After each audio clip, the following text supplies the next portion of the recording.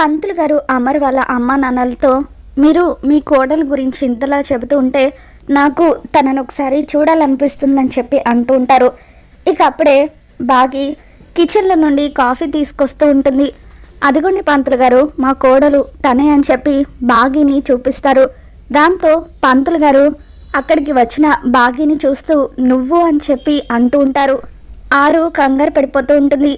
ఇక బాగి పంతులు గారిని గుర్తుపట్టి మీరు కొడైకెనాల్లో ఉన్న పంతులు గారు కదా, ఎలా ఉన్నారు పంతులు గారు అని చెప్పి అంటూ ఉంటే నేను బాగున్నానమ్మా, నువ్వెలా ఉన్నావు?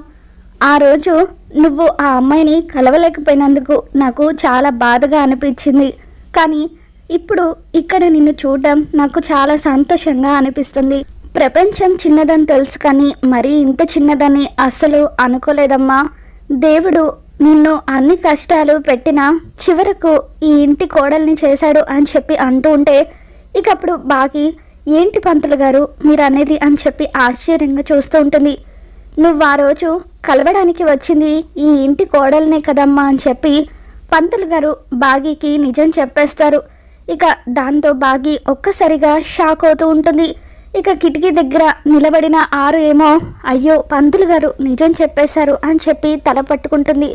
మరి రాబోతున్న ఎపిసోడ్లో ఏం జరగబోతుందో మళ్ళీ మన ఛానల్లో తెలుసుకుందాం. వీడియో నచ్చినట్లయితే తప్పకుండా లైక్ చేయండి.